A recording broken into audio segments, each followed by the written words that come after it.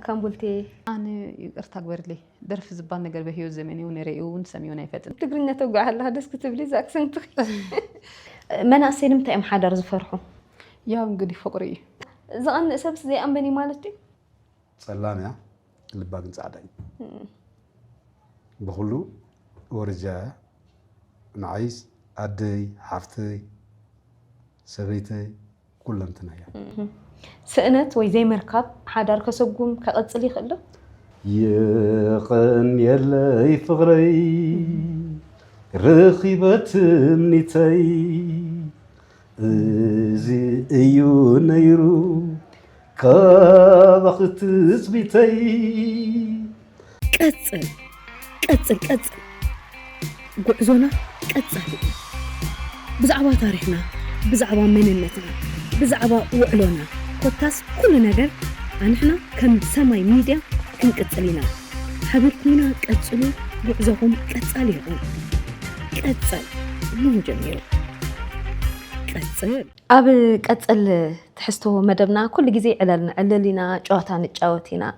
نايستفلالي سوات تمكرتاتنا باخاتكم نحل فينا نلو ما عنتون دزبل ناي حدر تمكرو كحلفولنا اغايش عدي من لنا سماي ملتي ميديا ايو نا دول ملكت الله نعهاتكم يا تداليا ساتو قبلكم سبسكرايب እንዳገበርኩም ስድራ ቤትና ሆኑ እዞም አጋይሽና ቀዳማይ ክፋል ነይሩ ዕላል ማለት እዩ ምስቲ በዓል ገዛ አደሆነ ማለት እዩ እሱ ተሃናጽ خሎ አይከይድን ነይረላ በዓል ቤትካ ተአሲሩ ወይ ቤት ህንጸት ኮፊሉ ዘይ መኸድ ንምንታይ ከቢድ እዩ እሞ ኸ በሓደ አለው ማለት እዩ ክልተ ቆልዑት ወሊዶም እዮም በሓደ ኣብ ካምፒኦም ተፋሊጦም ካብ ትግራይና ወጻኢ ተወላዲት ኦሮሞያ መንያ ብኸመይ ተራኺቦም ህይወቶም ታይ መስል ልዕሊ ኩሉ ንምንታይ እያ በዓል ቤታ ተኣሲሩ ከሎ ዘይሓተተቶ ከቢድ እዩ ቀጽል ትሕዝቶ መደብ እንሆ ጀሚሩሎ ሰማይ መልቲ ሚድያ እዩ ትሕዝቶና ናኻልኦ ሰባት ኣባጽሑ ስእነት ሓዳር كقتل عبي قدلو إلهمنا بخمي ملكو مركب ويك هفتا مخانيو حدار ويك أب حدار تمرت إذا خول يبديهم قلة سوات مالتيو ناتي حساب أيقونن قتل جمير له حبيركم نخونه يغني لنا دقيمنا مالتيو تعمينا أنا مسكن كال أي كفالينا نسرح زلنا جوسي حوي كال أي سلا زرخبناك تعمي دستي لنا أي مسم بيتي سلا زمت أخاون مالتي وقعر رخبنا يغني لي أنا أخبركم بمعدامكم تعمي دسيلني غني لك كبرتي عبلي ماشي اسكي بن بيتك نجمر هبلي زعما ايش يعني اللي بطعمي زي مسجن لازم اتاخون مو ملوش يمكن قرني سارة ولتا የሚባለው ስሜ ሳራ ولታ ይባላል አካም ቡልቴ ናጎማ ነገያዲ ዱባን ፈያላ ወጆሊ ጽቦ ደህና يوم ቆለ ኛ በሐደ ይውሃውት ታውሰንላ ነሽቲ ጎዜ ኦሮምኛ أسبوع جوازك اليوم كابي بلدك كابها بلد محظوظتي سلازلوني يعني لنا صاري حفتي بعلت بيتو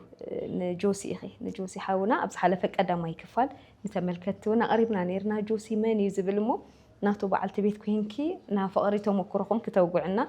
مز أخي دسيلنا نحن ون سارة مني بصفتنا وقعنا بيت وليدكي زي تولد كله جماعي تولده بنيشين قلا حلو هي عد سامتي دهر عد سواجن أسوام بزو كوفاي بالكوين دكام يعني ركاب دكام لا قطعي كوينوس عفار كل وريده عفار كل أو يسرز بوين يعني بايزوي مسؤول تراكبنا دو منقد زي نا الشادي نا قدنا تداري عينت نجارسي سلت أنا كجبر كله أوينا تراكبنا بحده بقى أو تراكبنا ود قلا أولي دم سولركو تودي بينو هيكوني له هزيونا تقرأي متى بحدنا متى بقى هيوتنا زيايا دفريو ግን በቃ አውዝ መጽናውን በክልሉን ስራታው አይብና ነርና አውዝ ኢሲስ አካባቢ ጅማ አድቡናይ አነ ግን አይፈልጣይ ዝገርመኝ ክብር ዝክሬዶ ይዘክራይ ጽቦ እዩ አድቡናይ ሁሉ ነገር ሳለው ወይ ግን አኔ አውስ ደሎ ዙሪያስ ብዙውን አይፈልጦኔ ክብለክስ ወጪ እንበር አው ተወሊደ ገለጻ አባኮኝ ሰብ አይኮንኩኝ ከም ሐሳብ ዘይራ ሆሲ ካብናሰብ ሐሳብ ተላይለ ከገልጹ አይክልን ግን ጽቦ ወይ أو عدبونا إيه سلز بحال سلز سماعي مس جوسي أب حدا كان بتفاليتكم مجمرة صخدي خفتي خي ويسسو مجمرة كي حبا أخي صخي أقسمي يعني أوه مالت أبصرا بوتاريني بالو يجمرني مالتي مجمرة جوزي أبصرا أشي هميني رسكن غيرنا ያው አፍተ ጊዜሲ አፍተ ጊዜ አኔ ብዙውን ንሽኔ ነረ ታኔም በቸም ግን ጦይ ሰብ ስለነበረ ግን በቃ ናይ ትዳር አጋሪ ከሆነ ደለ በኮሚ በሐደ ሆይና ማለት ትግርኛ ተጓዓላ ደስ ክትብሊ ዛክሰንት እወ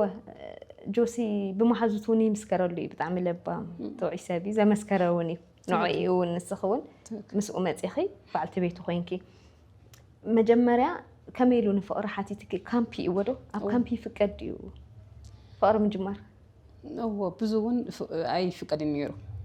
بقى زور الكاكابت بوتا قلل كائنات نجاريو جن دفرت يد ليكاي قوبزيو سنة سرعة كان يروه نا هيس أنقول عينت بحري سلدينا برو أنا ونري أي إذا بك أنا في دار أقدر تكون نسيت أكمل قل عينت نجاريو بر أو في كامبس أي فكرني حق زرعة زور الكاجلي نوز نيرنا بايزوي دك قلة حبيبهم عايزنا تحبنا نوز نيرنا فقر حيالي مالتي وصبوا سلزي ناي فقر حيال الناس بتكبر أريحهم مالتي تذكر تتحزونيكم كواتيهم مالتي كامبي أي فكري وده يا انقدي فقري بزمت أنا هم وتقولون يركم منهم حدا دحان مالت نفسه أو جيب بسرح جوبز لازم بزود كرهت لهم سواء نبرة أنا ون دحاني سرعات كلي شافن ولا مثل نبركو بزودنا أنا كم زي كم بحري أنا أنصار ما نمسك كرهت لنا سواء نبرة دحاني وتبوتا مالت دورية يعني سبت زي كونكاسي جوا سبت كونكاس ما نمسك زيس كم زي جبرنا يعني نقولوا سلزة حسن شيك زي جبرة كاي لندحاني نفسه صراحة تينا كم تنت كلي سر نيرو جوبزيو بيزوي بيتي زلنا درجاس يحجز نيرون تجبي بخمس دا بق أدهاني إدمي للنيشن مراق وات أبيلو جل يبحال أيوة تو يسابي يزبحال بخمس جيزس نيرون مالت أنا زخونة جيزس أيتسانن سبوي نير أيوة كل جيزة سب زخانكا سب زبلون يوعلو زمال له نتبتات هاللو نديو سب ندحركين كس كل نجار يبرهلكي يحجزكي مالتي أنا زبلكي شو تقرينها تخلي نيركي أي كلن بؤنات أي كلن أم حالني خلي نيركي زي ما تيسي ما قال عندهم ولا بزو سبس بأمارنيا يزارة بالنسبة لنا برس أمارنيا ترى يزارة نير أبزي كان في مسألة كل على الشارع مستيقظ قل قد يتاكاب إرتلا اللي متأسف بق أمارنيا أي كلن تقرينها ترى سلازي قدين بق أكيد فرالني له هذا وكلتن ده بالكوز هون بق هجون بزايكم كوي فعتيه دس كتاب مكوا تقرينها من ما مراسيل أنا زبلكي شو أم حالني خلي نيرو جوسي جوبزي أم حالني أمارنيا كنيرو بس كله سب أمارنيا ردا كبلكس أو أبت درجة أمارنيا تناقري يزلوا ببزات هم سلزوا هون بقى نسوا جوبزي نير نا فقرت إياه ويك أحدهم سأرى بالكي تايو فتي خلونا يا جوسي كي حبا أخي مالتي أي خي بحرياتو خمزلو أو جهني أخي أوه أي بدق يفلت أصلا نبرة مجمرة بوزو جزيرة سلزوا هون سن سرعة نيرو جواسة بري كايوني في اللاتي مالت زس بقى زهون بوتا دربي أي دربني عينت نجر إيريلو أصلا نبركو أنا ون بوزو أي تقاطتكو يجن أبيلي سلازي موت أي أبي كمبر جمامير كني رئيسه هم ذات نجر حسيت تقولي كأو حتو أنت في تقبل كيو مالتي تقبليه كنا يسألني حما أبو حدا أبكم مشت عمت قلة أو تأنا بحده بقى فقري جمرنا دهر عمت قلة نزود قلا زني سيء أو تجيبي تولد تقول عليه جزء خير إذا هون 4 أو 10 تبارك تمالمو أو بجزء خير ولده أو 10 أو ولده جن بقى تبوني رتبوتاون شكر زبال أبتشو جزء أملاك مزجن بزوين برا حميرو من أسيلم تأم حدر زفرحه حزب في الله يبز حز ساعتي حدار جبر كبهال كله بقى هميلا يبليو سخاتكم كأتا هذا بركم ما هيوت كي حزتكم تأجم كجات منا يكيبلكم حدار جميركم نمت أم زفرح بقى كل نجارسي كم زخون الكاحت جوران بر كم زي حدار كجبرسي كده أوت حاجة لا يكوني كل نجار كوا أملاك زي تمسرة نجاري مثلاً بقى ممكن أنا حدار مسوق غير كوف كولي قال أي حسب كوين ليه رجعت عمي كوين لكن حدار غير أنا بتقرأي مزي أي نبرالله لكن بقى حدار صبوا نجاري هدفيتهم هذا جزء كاني نزاي فلت السب كاني خب دوي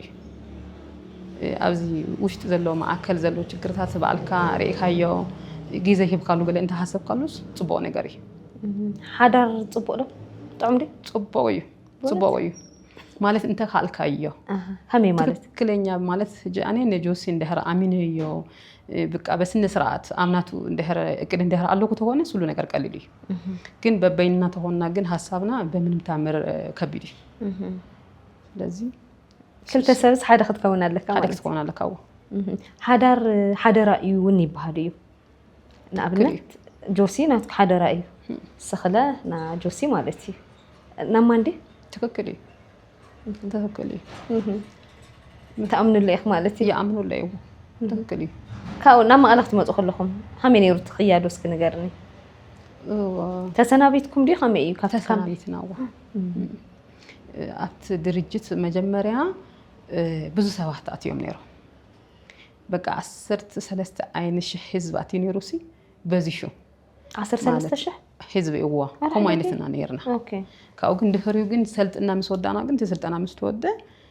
سرعة تساعدنا نزه كله سبس أي كالين تبايلو كالينا بكالي سرعنا تغير دور رباط عينت ناهر شاينت نجار تغير نيرو السون تساريه بقى أي تكالن كم زي مفناق علينت نجار حقي تفناق علينت نجار هو متات نجارنا قد منازله دهر كامو يو بقى كاسا كم زبال نقرأ له حاجة نسبنا هذا سبنا وركسب بكلل كاسا قال من عينت لبار كم تبعينا أنا لا بكلل أنا هجي نادي سوا يكيد كبانس ناو كل التجربة مزيم يمكن توم سوا بحد يكون نير قديتها وده هي زيوس بقى بينون من تاي جبرة بمالتي نو هي زي مزي كاسا ناقن غير انقدي فلاتو متشا أو حزي كم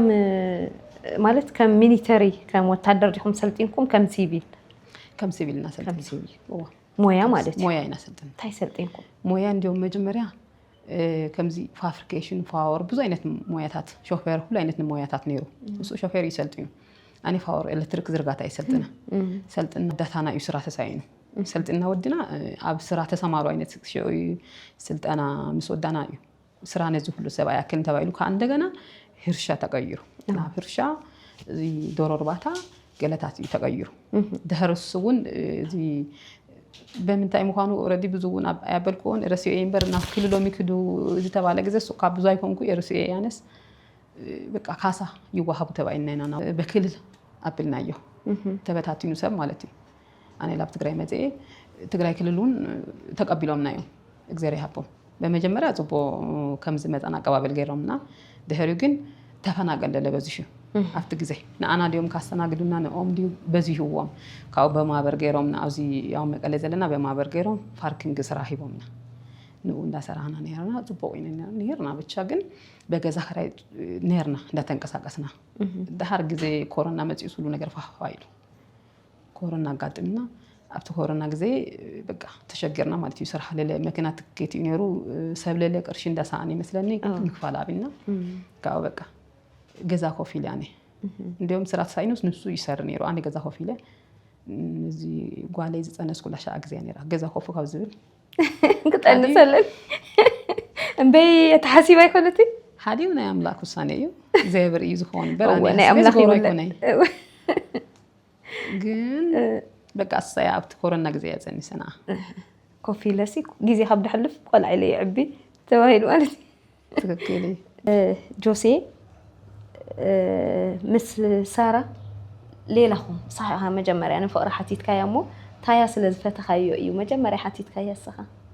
مش تقن نجير على بقد ميخا ساون كحت ولا نير كيخا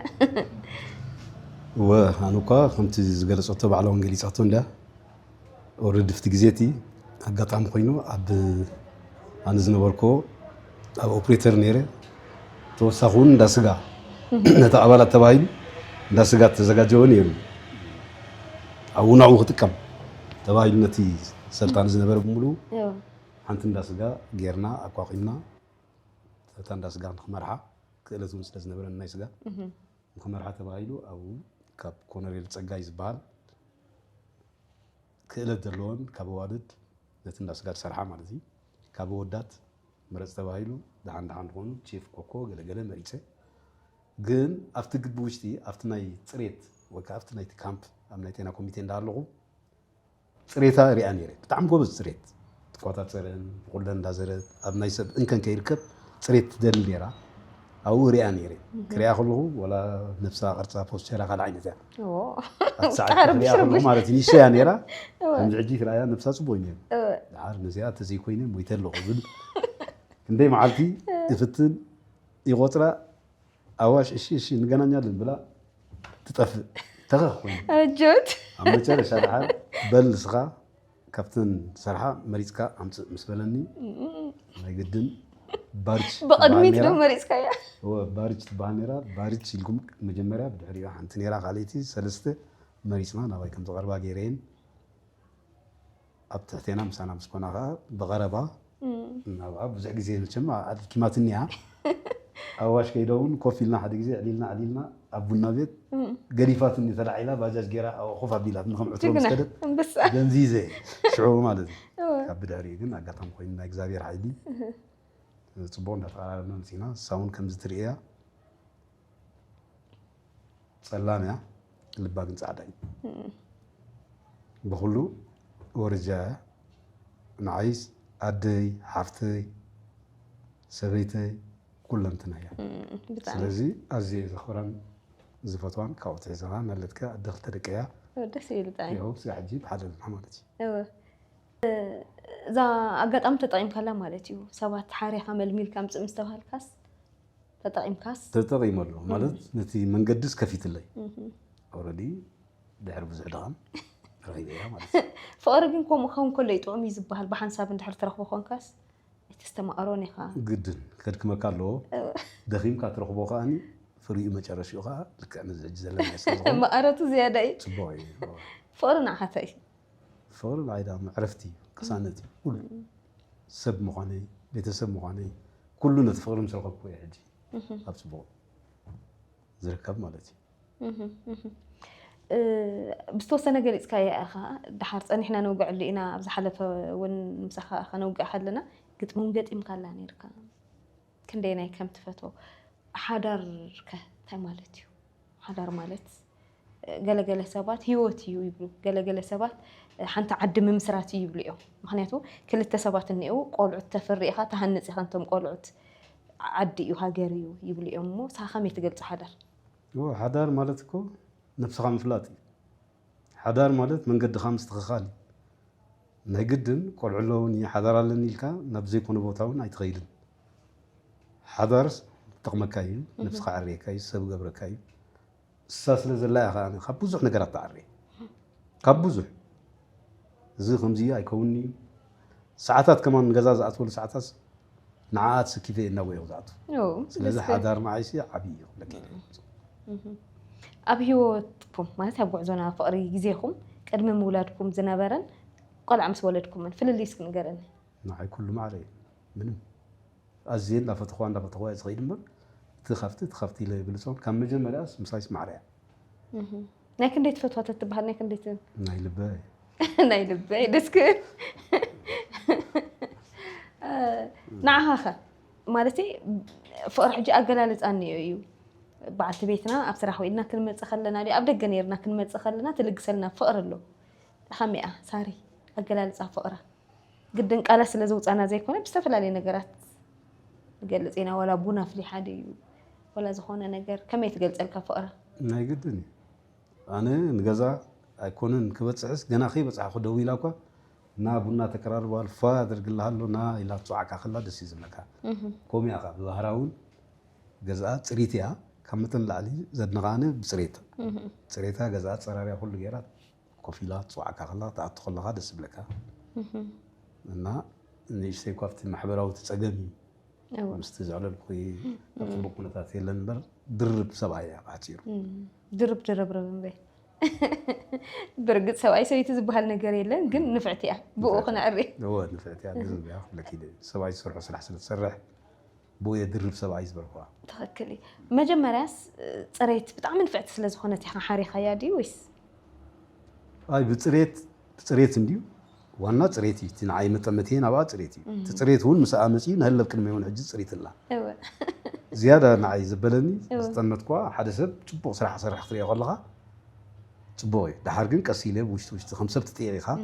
ده تيك وخري أخلو خجن العلمان نمكا لبونا أطري وش ده سلازي ኣይትኸፋእና ንዓይዚ ኣስጋዕ መጨረሻ ንትሕማቕ ዝነበርክዎ ካሕሳያ ኢለ ወሲደ ስጋ ሕጂ መሳይርና ማለት እዩ ደስ ይብል ኣምላኽ ምሳኹም ይኹን እንታይ ኣብቲ መጀመርያ እሺ ከይበለትካ ኸላ ኣብ ሓደ ካምፕ ትሰርሑ ነይርኩም ምስ መን ትውዕል ምስ መን ትፅጋዕ ምስ መን ትቐርብ ትሪኣ ነይርካ ኢኻ እንታይ ክትከውን ከላ ትቐንእ ነይርካ ሕዚ ብስራሕ ምክንያት ምስ ደቂ ተባዕትዮ ክትቀርብ ትኽእል እያ ወይ ቅይሬር ኣቢላ ክትወፅእ ከላ ናይ ቢሮኹም ዝኾነ ፕሮግራም ክህሉ ከሎ እንታይ ክትከውን ከላ ትቐንእ ነይርካ ስኻ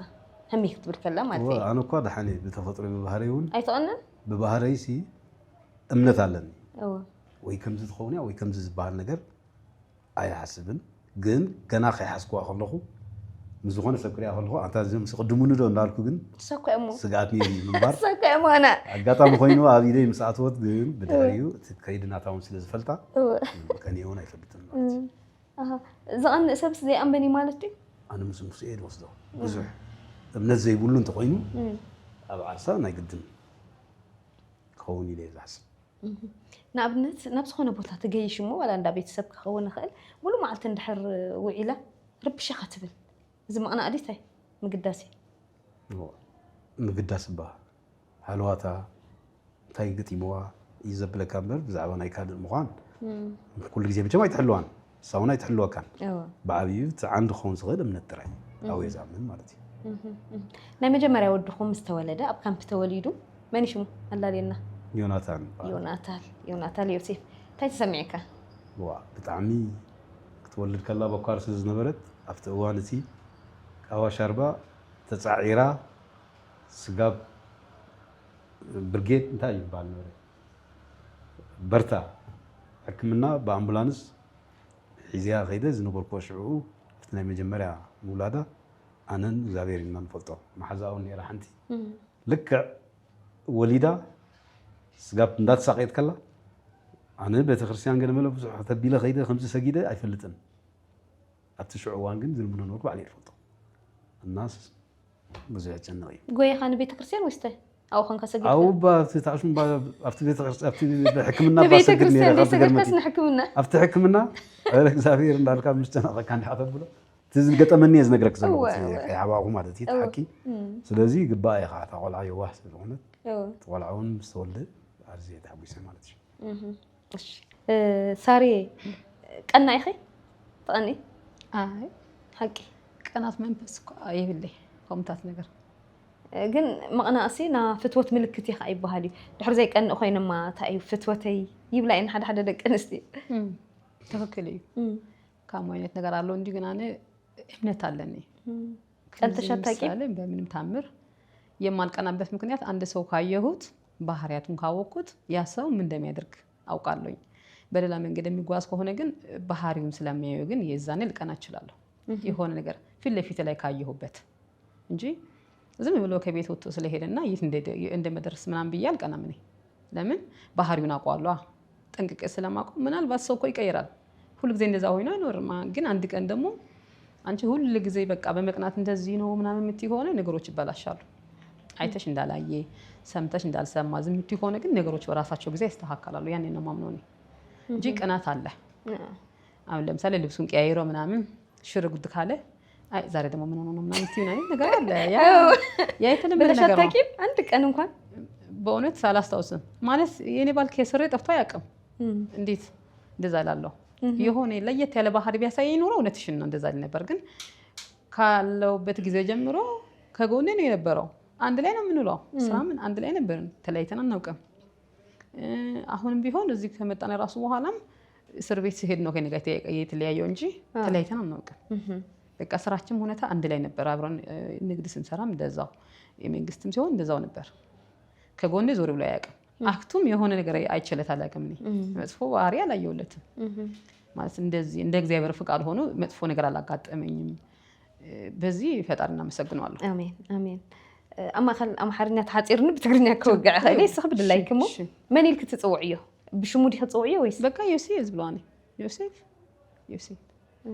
ولا في مجمرة أدمي أفتي مجنجان بحال جيزة يا وي بقى معاري شكوري أنا زي معاري شكوري جلس بان نجر بزون أيامنو لوني اللي بكاك تصير لو ومبر ناي كساد قال منه زي معاري شكوري بزون أيكم كوي በቃ ማዕረ ክብሎ ሰብ አይነት አለው እዩ ናይ በዓሉ ማዕር ዝብሎ ሲ ማዕር ቀልድ ነገር አይኮነ ሶይካ ከም ዝጣም ክዮት ኮነ ማዕርስ ከቢድ እዩ ከምኡ ዝኾነ ሰብ ተኮነ ማዕረ ዝብሎ ዮሴፍ ማዕረ ክብሎ ሲ ጉቦ እዩ ነው ምክንያቱም ጦይ ሰብ እዩ ስነ ስርዓት አለው እዩ ሰብ አክባሪ እዩ በቃ ኣብዚ ሕጂ ግዜና በጽና ከምዚ አይባህል ናይ ቀደም ይሃትሪኦ ዘለካ ሁሉ ነገር ናሎም አንተ ዘይኮነ ተማሊ ምሳካ ዝነበረ ሰብ እንታይ አይነት ነይሩ ሎም አንተ እንታይ እዩ ኢልካ ሃታ ሓስቦ ዘለካ እንበር ጦይ ሰብ እዩ ስለዚ ብሽሙ ይኽጽውዕ እዩ ብሽሙ ይኽጽውዕ መን ይጽውዕክ ወይ ሳራ ይዝብለኒ እሱ ባርቹ ይልክ ይፈልጥን አይብልን ባርቹ ሃዳ ማለት ቀልድ ደሊት ሆነስ ባርቹ አሙታት ሳሎ ጓል ግን ከም ትፈትያኩ ማቴ ካብ ሽማ ወጻስ ዘንቤተይ ማዕረይ ገለ ሽኮረይ همون فوتينا تبكل خون كل دي ماتشم عقبات رلي كل حدا ممكن يتم سبعي كابي وتيو دهرنا بزهونه خيل تخونكو كخيدين بر بقد هيزيو كوفا بلوني جن بق انا تيلي امن له يعني وسون كوم امن له ስለሆነስ ኮምታት ነገር አይቀጥሱልን يعني በቃ ዳያ ማስተናፈዩ ማለት ከምዝበልኩ ባህሌና ተፈላልና ይንፈልጥና ዝተፈላላን ሎ ግዜ ዛ እስር ቤት ያኔራ አዛ እስር ቤት ግዜ ከብድ ያኔራ በቃ ሽኡን ሓደ ሰብ ደህር ወሊድ ተሆነሲ ደህር ቆልኡት ደህር አለውም ከተሆነስ አቦም በኦም ገርካ hatሪኦ በቃ ግዴታ ምሳይ ስለዝኾነ አይኮነ በሐሳብኩም ምሳና ይዘሎ የለን ግን በቃ እኔ ደቀ እንደራኩስ ከምንሱ ከምዘሎ ገሬ ይወስድ በሐሳብና ሙልና ይወና ነበር አማያኔራ እወ ዛና ቤት ህንጸት ካበልዓልከያ ነውጋዕላሞ ቅድሚ አገል ምቅብጣር ፍቅሪ ኸውንዶ ይኽእል ወይ ከዓ መራወድ ፍቅሪ ኸውንዶ ወይስ አይከውን ምቅብጣር ንኣብነት ማዕረይ ሽኮረይ ስለስተ ባህልካስ ነቲ ፍቅሪ ኸይራጉዶዶ ወይስ የለይ ማለት ከም ሰብ አይነቱ ይዞስን ናይ ያኔ ከም ልምድኻ ድኾን ብሎ እወ መስለና አይስ ማዕረይ ሽኮረይ ስለዝበለኒስ ካልኦት ነገራት ይስተካከል ማለት አይኮነ በቃ ትክክል ዝኮን ነገር ዝግባኦስ ይግበረለይ ጥራምበር ወራ ዝኾነ ዘይበለኒ ታይችግር ነው ያው ከም ይመስለና ከም ሳራ ህንጸት ጆሲ ብዘይ ሓሰቦ ብጊጋ ማለት እዩ እሱ ብዘይ ፈለጦ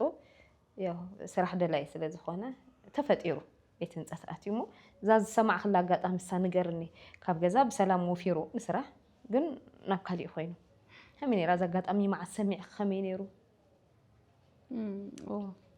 ዝሰማዕ ሁሉስ በጣም ያከብድ ነራ ተሰማዕ ሁላ ማለት ባይዘወይ በጣም ይከብድ ነሩ ግን ደሃራይ ሓደ ነገር ኮይኑስ ኦሬዲ ክትቀበል አለ ካምበር ምን ማማራጽ የለን አብይ ነር ክሰማዕ አለ ገዛይ ነራ ምን ነገርከ በቃ ሓደ ወድደው ይሉ ነገርኒ ዝኾነ ከምዚ ፖሊስ ይዘለኒ ዝኾነ ነገር ዋ ካፖሊስ ጣቢያም ደው ይሎም ላይ ከምዚ ዮሴፍ ዝባል ገለ ይሉ ደው ይሉ ነገርኒ ማለት እዩ አውስ ከይደ ያለ ሸረክበዮ ትቦታ ደሃራይ ግን ከምዚ ከቢድ ሆን ላይ ሐሰብኩኝ ላይ ሐሰብኩ አይነቱ ነታይ በቃ ቀልልዩ ክፍታዩ ሁሉ ነገር ከስተካከሉ እንዳበልኩይስ በኡጋሩ ቀጽሉት ነገራት ብዙ ጊዜ ማለት አውዚ ወላ ቤት እንጸት ከያተው እኮ አብ ጣቢያ አራአተ ወረ ገለ ኮፊሉ እሱ እንዲያም ቀጥልኒ ምክንያቱም እንዳተመላለስኩ ነው ለለ ክሪኦ ሓደ ማለት እንዲያም እሱ አዊ እዩ ቶም ደቀዮም ናሽት እንዳበልኩ ሸለል ብሎ ጊዜ ነሩ ባይዘው አብ እስር ቤት ካለው ነው ብዙ ጊዜ አይሐብኮን ነረ ምክንያቱም ደቀዮም በቃ ናያሽት ቆሎስ ዳቦ ዝሉ ቆሎ ሀዲ ከዝናቦ ካብዝ ከይድለ በቃ ነው ኦሜ ዝካታተል ነራ ባይዘው ይካልኩም ማለት ካሊ ቤት ንጸትውን ታክሲ እዩ ከም ትፈልጥዩ ትመንገለ ላይ አይመች ብቾቴ ውሊ ከርካውን ተመልስካ መምጻለ በጣም ይቸግር ነሩ ሐቅ ዘረባ ብዙውን አይከርኩኝ ምክንያቱም ሓደ ሰብ ዝኾነ ነገር ክቅጻ እንደህራለው ተሆነ በስድሩ አይቀጻ በይኑ ይክቅጻ ዝግቦ አኔ ቅጻት እንደህራለን ተሆነ ባለ ይክቅጻ ዘለን በር ደቀይ ታይገበሩ ሰባይን ታይገበራ ሁላትና ስክናቱ ሲብልናት ህይወት በቃ ስለዚህ ሆይኑ ስለዚህ በአሉ ዋጥ ያብላ አይለን ደቀይ ዝቆይ ነራ ጸለይ አይኮነ ምክንያቱም ና አርባተና ከገብር አይክልኒ ነራ ታቅሜናታይ ንሸንያ ነራ በቆሜ እንደም ሸለሊሎ ነራ ካብ ግን ዳርግና እግዚአብሔር ነገር ሁሉ ጊዜ ሰብ ኮንካስ ዞሩ ክትብል ካለካ ምሳኻ ዘሎ አምላክ ስለሆነ ግን ንኦውን ንሳኻ አለውና አይሌላ ሀግዘን ይልና አምላክ ጸሎት ከየር ግን አምላክ ካሀግዙኝ ብዙ ነገራት ቦይ ሐልፈ ዝገርም አባህላ እዩ ታይሪ ተረድእካ ባኸ እቲ ዝኣተወሉ ቤት ህንጸት ብጌጋ እዩ ብዝኾነ ይኾንማ ቤት ህንጸት ኣትዩ ሓደ ሰብ ንበል ግን ናኡ ንክቕጻዕ ዝኣተወሉ ኣስተውዒሉ ክሰርሕ ነይርዎ ብዝብል ኢና ክንረዳዳ ኣትዩ ስለዚ በይኑ ክቕፃዕ ዘለዎ እምበር ኣብ ዙርኡ ዘለዎ ሰባትስ ከምቲ እሱ ዝበፅሖ ክበፅሖም የብሎምን ገሪምኒ ፀሊአዮ ዶ ይኮንኩ ግን ከዓ ኩላህናስ ከምኡ ዓይነት ሂወት ክንነብር የብልናን ብዝብል ማለት እዩ ዝገርም ኣባህላ እዩ ብጣዕሚ ገሪምኒ ሽዑ እዛ ሰማዕክላ ተላዒልክ በይንክ ዶ ከይድኪ ወይስ ንሰብ ነጌርክ ወይ ንቤተሰብ ንጎረባብቲ ከባድ ስለ ዝኾነት እየ ደጋጊመ ሓተክ ኣለኹ ግን ንማን ሞክ እንታይ ክብል እየ ምክንያቱ ሓደ ነገር እንደህር ኣጋጢምዎ ማለት ሰብኣይና ኣይና ኣይ ዝቀርበኒ በቃ ኣነ እየ ዝቀርቦ እምበር ካሊእ ዝቀርቦ ሰብ የብሉ ስለዚ ንሱ እውን ከምኡ ኣሚኑ እዩ ናባይ ዝደውል እምበር ናብ ካሊእ ክደውል ጠፊዋ ኣይኮነ ስለዚ ናባይ ስለ ዝደወለ ኣነ ክውድኦ ነይርኒ እቲ ጉዳይ ሙዳ ዝክል ድሮ እኮ ቀልጥፈ ሙዳ ኣሎ ነይራ ግን ኣነ ዝገብር ዝነበረ እንታይ ድዩ ከይደታ ቦታ እንታይ ኣፃር የገለመን እዛ ክዳን ወዲ ክዳን ገለመን ክቦ እምበር ካሊእ ምንም ነገር ክገብሩላ ኣይክልን እየ በጀካ እግዚአብሔር ይፈልጥ እዩ መቸም ካሊእ ነገር ክብለካ አይደለም ታ ሐቅ ያሳ ታ ዝገብራ ዝክል ኣነ ታ ክዳን ያ በቃ ካሊእ ኣይኮነ እዛ ክዳን ይዘሉ ከይደ ታ ቦታ ፈሊጥ እያ ዳህር መስፈልኩ ታ ክዳን ይዘ ከይደ በቃ መቸም ካሓስብ ዘለኒ ሽኡ ንሱ አጋጣሚ ነገር ኮይኑስ አደጋ አጋጢሙ ወሲ ሕጂ ንግደቀ እንታይ ክገብሮም ኣለኒ መጀመርያ አብርሱ ኢተንተራሰይ ነበር ነይረ ወዶ ዳህር ግን እሱ ኢዱና ግርተ ታሂዙስ ኣነ እንታይ ክገብር ከም ዘለኒ ካሓስብ እምበር ስለ ጆሲ በቃ አምላክ ያውጻዮ መቸም ማን አይፎቶኔ ወግድ ባሉ ግዜሪ ሐስቦ ይለ አድገዩ ለሐራይ በቃ አብዚ መቸኒ ከይደ ይሪዮ አብዚ መቸኒ ግን በቃ ናብ ደቀይ ናብ ትስራ አለለ እና አይ ብዙ ምቾት አይነበረኒ በቃ ምቾትስ ብዙ አይነበረኒ ባይዘው ያፍት ግዜ ስለዛ ሐለብኮን ፈጣሪ ይመስገን ታይ ከቢድክ ነይሩ ሽዑኸ እሱ የለይ ክልተ ቆልዑት አለው አቦና ክብሉ ኸዮም ትዝኸብድ ማለት እዩ ታይ ከቢድክ ካብ ወፃ ማለት እዩ በቃ ቶም ቆልዑ ንሽን ይረብሹ ነይሮም ኣብ ገዛ ወይ ምስቲ ዘሎ ነገር ኣነ ድማ ኮፍ ማለት አይፎትኒ ስራ ይሰርር ያኒ ማልታዊ ስራ ይሰርር ቶም ደቀይ ትምህርት ያሳትዮም ስራ ይቀጽል ምክንያቱም ተዘይ ስራሁ ደቀይ እንታይ ከቀልቦም ሓደ ምስ ቤተሰቡና ይራክቡን በይኔ ዘለኹ ስለዚ ግድን አቦም አዲም ኮን ስለዘለኒ ናፍቲ ኢለ ነኦም ቀለቦም ያዘጋጅ ነው ግን እስር ቤት ህይወት እዩ እስር ቤት ኣነ አያቶኩኝ ንሱ ያት ይዞወፀ ብኡ መንገድስ ጡያስ ብዙ ሰባት አግኒ ይፈልጥ ምክንያቱም ሰው ሁሉ ሀዳ ይኮነ ብስሩ ነው ብቻ ዘይኮነ ናይውን ትምህርት አምርኒ ማለት ካሉ እስር ቤት ስለዚህ በቃ ምክንያቱም አነ ቤት እንጸት ንሱ ተማሂሩሎ እዩ አነውን ሁሉ ነገር ፈልጠሎ ይሄ ህይወት ማለት ካሉ ብዙ ነገር ይሐልፈ ጽቦውን ሐልፈ ማውን ሐልፈ አምላክ መስገን እነ ከሰርሩን ዛገድለን ንሱ እዩ ሓደ ነገር አደጋ ተዘይ ያጋጥሞኮ አነ አይመሰራኩ ይነረድ ገዛ ሆፍ መበልኩ ይነራ ግን ስራ ከእለ ሞያታት ነገር ብዙ ነገር ከእለ አብዚናቱ ግዜ ሕዚ ከይድክ ክትርእዮ ከለኺ ማለት ዝኾነ ቤተሰብካ ቤት ህንፀት ክጸንሐካ ከሎ ከይድካ ክትርእዮ ዝኾነ ርብሽ ትብል ኢኻ ማስመዒት ታይ ስምዐከ ነይርስ ግን በመጀመሪያ ከቢድ ነይሩ ሐቅ ዘረባ በመጀመሪያ በጣም ከቢድ ነይሩ ተሐራይ ግን 15 ዓመት ዝተፈረደ ሰብ ብዙ ነገር ክርኢ ካለሁ ግን ተስፋ ገይረ ምክንያቱም ናቱ በጣም ያንሸ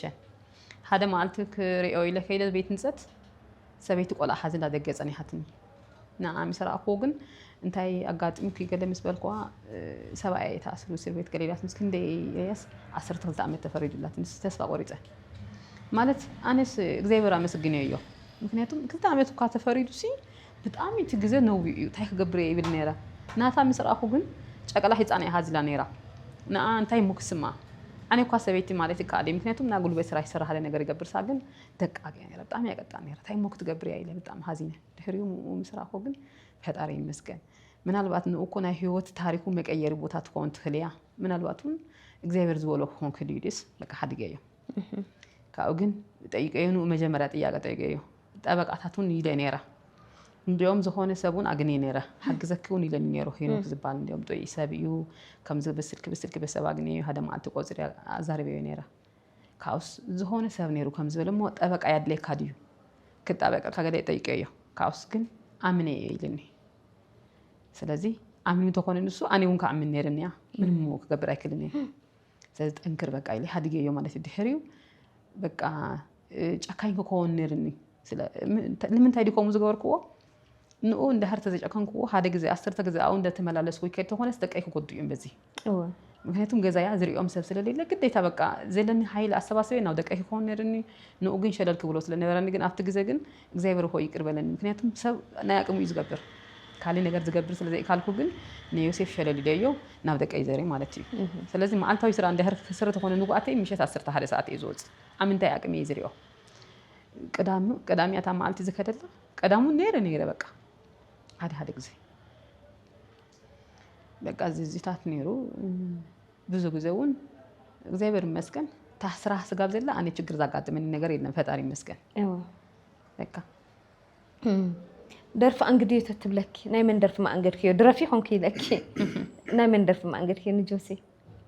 انا يقرت اكبر لي درف زبال ነገር በህይወት ዘመኔ ونريውን ሰሚውን አይፈጥን አጋጣሚ አብ ቴሌቪዥን ገለመን እንተ መጽይ ሰምንበር አብ ስልከይውን ሞሊ አይፈልጥን መዝሙር ይዝፈቷኒ በእውነት በቃ ህሙታት ባህር ይብልኝ በእውነት ስለዚህ እሱ ዝገርም ጸሐፊ ግጥምታት ወቀዳማይና አንበበልና ነይሩ ጎበዚ ገጢ ምልክ ማት አንቢብልክ ደም ነው አልኸ ወላ ካብ ቀደም ጀምሩ ያንብብ ካብት አዋሽ ጀምሩ ጎበዚ ይጽፍ ያንብብ ግን አቅም ስለዚህ ሳኔ አፍትናቱ ቦቱሲ አማራጽ ገለ ይመስለኝ ነበር ጎበዚ ካሊ ስራ ካብ ድሰርስ ና ገጥሜ ና ደርፍ ገለመነ ይዝገብር ካብ ቀደም ጀምሩ ከምታት ይብል ነበር ጽቡቅ ድምጽውን አለው ይደርፍ ደሪፍልኩን አይፈልጥን እሱኻ አራ ይደርፍ ናአኺ ناي ብቻ ዘይኮነ ማን ነብሰብ ይደርፍ ናአኽባ ናኸ ይሰማው ይደርፍ ወላ በገዛና ህጅ በተለይ ዛኒ ሸንቆላ ድርፍ በጣም ያትፈቱ ከመይከም ዝሆነት እንዳይ ና በቃ ለይት ንጎውን ድረፍ ለይት ብሎ ይደርፈላይ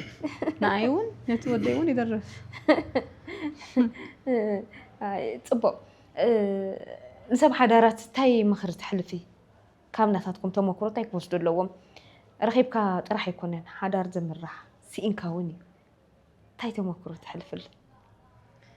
በቃ ሓዳር ማለት ከቢድ ይመስል እንበር ጽቡቅ ነገር እዩ ህይወትካ እዩ ተሐልፍሎ ጊዜካ አው ሓዳር ይሃ ተሐልፍ እሞ በተለይ እነማንም ባለ ሓዳር ገዙ ክርኢ ኣለዎ እዩ ና ጎረቤት ገዛኻ ክትርኢ ይብልካ እንዳ እንትና ገዛ እዚዩ ኣብ ገዛይ እዚዩ ከመዘይ ኮነስ በቃ ሰባይካስ ኣለዎ ምስኡ የብሉውን ምስኡ በቃ ታ ጊዜካስ በስነ ስርዓት በትክክል ሳገር ካንተ ሐለፍካስ ሓዳር እዩ በቃ ጽባህ ድህር ጽባህ ክስተካከል ኣለዎ ከምዚ ዶ ገለመን ዝባል ታሪክ ኣሎ እዩ አይሳንን መቸም ሰባት እንድና ግን በቃ ገዛካ ይሃትር ይዘለካ እንደቀካ ይሃትር ይዘለካ ኩኮን ዝኾነ ዝግቦ ነገራት ሲ በጊዜ ይዝኮን ሁሉ ነገር በቃ ስለዚህ ሓዳር ክብረት እዩ ጽቡቅ ነገር እዩ ይለ ያስብ طب حزي تايت سرح لخي جوسي حاونا كبيت نصت وصي له غنا سرحونا يرخبن فحطرطر يبلالو سرحنا مركب تايت سرحي لخي مالت جمير كيوس صناحتا يالو اب ايدي كمزي زبال ነገር ይብለይ ግን ፈጣሪ መስገን ማልታዊ ስራ ይሰራ ይወጥ እኔ ማልታ 3 ሚዲያ ታስራ እረክብና እንሰራ ስእናን መጽ በቃ ብዙ ከቢዲዩ እንትስራሃለ ከቢዲዩ ግን በቃ ተሐስብ ዘለካስ እንደ هر ህይወት በቃ ኣብ ህይወትስ ክነብሩ ዝግቦ ቆሉ ስለዘሎም ነሲ ግድን ተደፊነ ክሰር ስለዘለን ግን ካፍትናት ይለ ማልታዊ ስራ ዝረከብኳ ዘይናቆ ሰረሄ ገለመነ ገዛ ይመጽ ሳያ በቃ ማልታዊ ስራ ይንበር ከምዚ ወራሃዊ ገለ ዝባል ታሪክ ይለይ እሱን በዚህ ሎ መግዘስ ስራ ይለይ በቃ ማልታዊያ ታዘላ ነገር ፍቅርህ እስከ ግለጽሉ ንጆሲ ፍቅሬ ሞታይላ ጎልጽሉ መችም ያፍቅሮዬ ዶይ ሰቢዩ ድሜን ጠናን ይሃቦ አምላክ ካርት እስር ቤት ዛውጾ ነቀጻሉን ህይወቱ ባሉ ያስተካክሉሉ ዚያታናቴ ተሐቲ ይحطني እከ ይብለይ هدقي انت ولا ناخندي تفتون ولا بليو زون حتى فتتي ማለት ካብ ልቡ ከም ዝፎተኒ ባለ ይፈልጥ ማቱ አይፈልጥኒ መቸም ያኒ ይፈልጦይ ነው ናይ እንዳይምበር ትክክለኛ ሰብ ይሃቅ ዘረባቡነት ኣብዚ ዘለናዮ ግዜ ይብለክልኮ ኣብዚ ህማ ግዜና ዘለናሞ ናቱ አይኮነ ከሐስብ ዘለኒ ሲኢኑም በርጆ ሲነካሊ ሰብ ይኮን ነሩ ማለት ስራ ሁኔታ ነገራት ሐዚሩዎ ከምሎማ አንተ አይኮነ ኒሬ ዘለና ሁሉ ግዜ በገንዘብ ወይ በሚቾት አይተነብረን ሓደ ማለት ጾምካ ሐድርካውን ቀጻሉን እግዚአብሔር እና አምላክ እንደ ሀርት ሪቶ ኮንካስ በመንፈሱ እንተነብር ያካ ስለዚህ ጦይ ሰቢዩ መቼም ዓለም ሐጻሪያ ሁሉ ግዜ ክንነብር አይኮነና ሐስብ ደለና እንተ ያጋጥመን ነው ስለዘለው ኣብዛ ዘሎ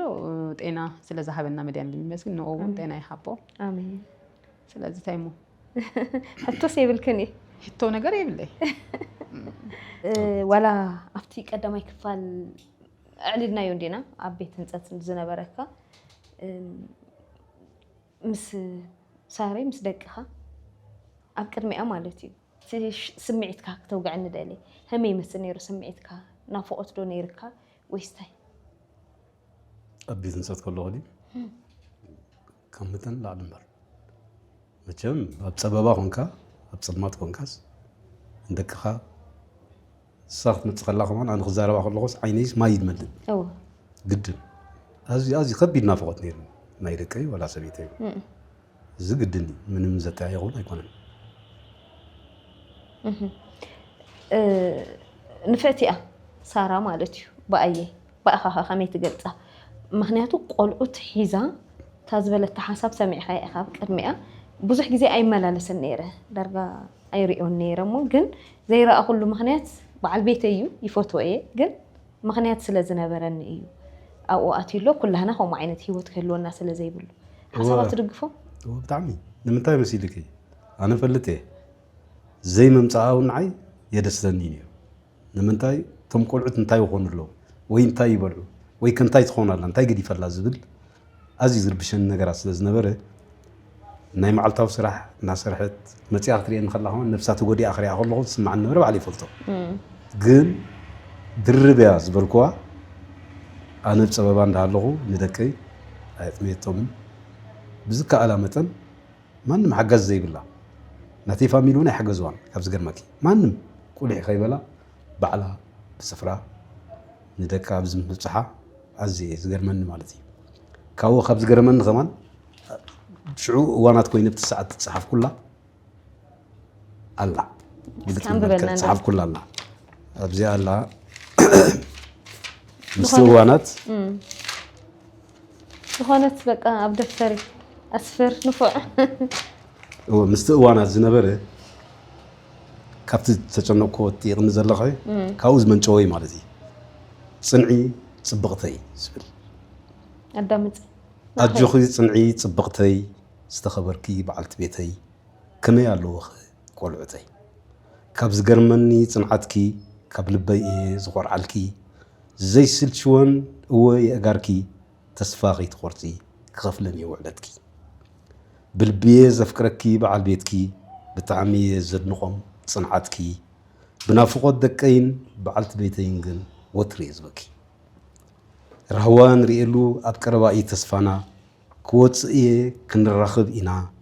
ብርሃን ሙሉእ ክደምቕ ኣብ መንጎና ስለዚ ክብረተይ ንዓኺ ምስ ረኣያ የእጋረይ ክውስኻ እየ ንጉያ ንፍዕቲ ሰበይቲ ቀበቶያ ንሰብኣያ ኮንኪ ኢኺ ናይ ብሉፃት መርኣያ እንክ ልበይ ደጊምኪ ደጋጊምኪ ውሰድያ እዚኣ ፅሓፍ ኩላ እያ ማዕሰት ሒዛ ዶ ወሰደት ደጊማ ደጋጊም ውሰድያ ዝበልኳ ካብኡ ዝተበገሰ ኣርቲስተይ ክንጥያ ፅሓፍኳ ዋነት እያ ደስ ክብል ነዚ እዩ ዓንቲ ወይ ዕድለኛ ኢኺ ዝበልኩኺ ነዚ ከምዚ ዓይነት በዓል ቤት እግዚኣብሔር ክዕድለካ ከሎ ፅቡቅ እዩ ፀጋ እዩ ብናቱ ፍቓ ስለ ዝኾነ ሕቶ ስክሕተታ ዝኾነ ሕቶ ዝኾነ ሕቶ ይብልካ ንዓታ ሓታ ዋላ ቤት ህንፀት ከለኻ ወይ ዝኾነ ነገር ሕቶ ተሃሊካ እዩ ምንም ሓታ ምክንያት የብለይ ዝተወዳናየስ ምንም ሓታ ምክንያት የለን ደርፊ ድረፈላ ትብለካ ደራፊ ኢኻ ገጢምካላ ኣለኻ ናይ ምን ደርፊ ወይ ማእንገድካያ ዋላ ከይደረፍካ ዋላ ብደርፊ እውን ክደርፈላ ክእል እየ ምንም ሽግር የብሉን እሺ ድረፈላ ካብ ናይ ተኽለ ተስፋ ዝጎላ ንእሽተይ ክደርፈላ ክእል እየ ጥቦ ኣዳምፂ ተዓዲልኪ يقن يلي فغري رخيبة منيتي زي ايو نيرو كابخت زبيتي افافنت فغري مساخي جميريو يهنتيو نيري لو مقرخي بيو دفرتون وسيخي كزارد مساخي يفكرك عيلكني كتصبي مسخي ዳይ ዳይ ዳይ ዳይ ዳይ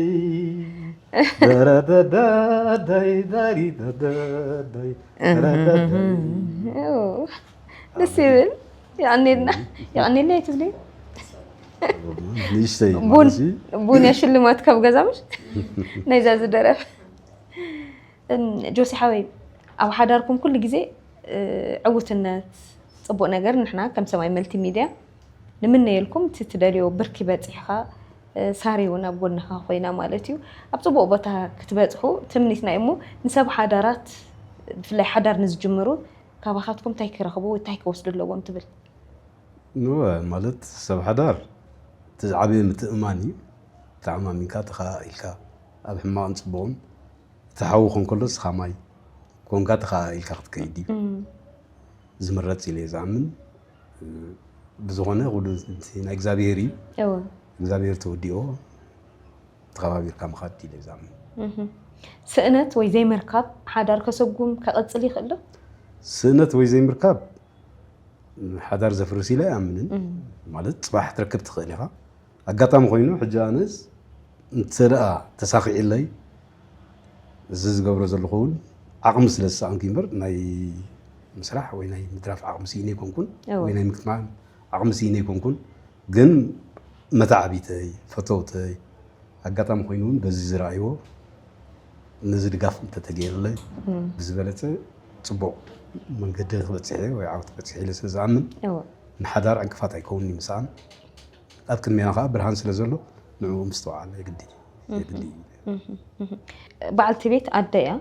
ውላድ ለተኾነ እያ በዓልቲ ገዛኻ ብርሃን ገዛ እያ ትበሃል ሓቂ እንድሕር ዘይሃልያታ ይስምዐካ ኣብ ደገ ነርካ ገዛ እትውልካስ ሳሪ ተዘይፀኒሓ ከቢድ ፀልማት እያ ብዘይ ኣደ ብዘይ በዓልቲ ቤት ገዛስ ባዶ እዩ ትርጉም ስለ ዘይብሉ እሳ እንድሕር ዘይብሉ ውፃውፃ እዩ ዝብለካ ስራሕ ገዛ ትኽእል እንታይ ትሕግዛ ማነ ክእል እየ ምንም ዝፀንሐ ክሰርሕ ክእል እየ እንታይ ፀገማሉ ንሰብኣይን ሰበይቲ ዝተባሃለ ነገር የለን ዓቕሚ ዝኽእሉ ነገራት ናይ ገዛ ስራሕ እዩ ድብለካ እዎ ናይ ገዛ እታ መጎጎም ስንካት ኣይክእላን ይሰርሕ እዩ መጎጎም ስንካት ኣይክእልን ኣብ ናይ ፀንሒ ግን ምንም ብባህሪ እውን ቺፍ ኮኮስ ጋር ዝኮንኩ ሞያኻ እዩ ምንም ፀገም የብሉን ቡን ምፍላሕ ገለኻ ይኽእል ዶ ፈናጅል ትሰብር ትኸብድ እያ ኣይትኸብድን እያ ስለዘይለምዱ ወይ ሓደ ሓደ ደቂ ተባዕትዮ ኣለዎ እኮ ይፍልሑ እዮም ቡና ከቢድ እዩ ቡና ምስንካት ገለበለ ዝበሃል እዚ ይኸብድ ግን ቀሊል ይፈትንዎ ሓግዙና ብዝኾነ ኣንዴለይ ብክልተ ክፋል ዕላል ምሳኻትኩም ኣካይድና ደጊብና ሰናይ ትምኒትና ተመኒና ኣለና ንዓኻ ንምርካብ ንዝደልዩ ናትካ ስልኪ ቁፅር ክነቕምጠሎም ኢና ብቐጥታ ንዓኻ ክረኽቡ ማለት እዩ መታዓቢትኻ ማሓዙትካ ኣየኹም ዝብሉ እውን ብዙሓት ሰባት ዝኾኑ ስለ ዘለው ይኣኒልና ብጣዕሚ ኢና ነመስግን ሽኩራን ቴንኪዩ ኣነ እውን የቐኒለይ እምበርከ ከም ኣጋጣሚ ኮይኑ ኣብ ደገ ዘለው ብምሉኦም መታዓቢተይ ብዙሓት እውን ስለ ዘለው በዚ ኣጋጣሚ ተዳሂዩና የቐኒለይ ክብለክ ክእል ማለት እዩ እሺ ኣኒልና ስለዚ ብጣዕሚ ኢና ነመስግን ካባኻትኩም ብዙሓት ሰብ ሓዳራት ተመክሮ ከወስዱ እዮም ኢልና ተስፋ ንገብር ዝተፈላለዩ ርእቶታት እውን ኣብኡ ከቐምጡልና እዮም ምክንያቱም ስኢንካ ሓዳር ይምራሕ እዩ ዋንኡ ምትእምማን ፍቕሪ እዩ ቀፃሊ ፅባሕ ተስፋ ተሃሊካ ትነብር ስለትኽእል እሞ ኣጋይሽና ስለ ዝኾንኩም ብጣዕሚ ኢና ነመስግን ገለቶማ ቀፅል ጉዕዞና ቀፃሊ ብዛዕባ ታሪክና ብዛዕባ መንነትና ብዛዕባ ውዕሎና ኮታስ ኩሉ ነገር ኣንሕና ከም ሰማይ ሚድያ ክንቅፅል ኢና ሓቢርኩምና ቀፅሉ ጉዕዞኹም ቀፃሊ ይኹን ቀፅል ምን ጀሚሩ ቀፅል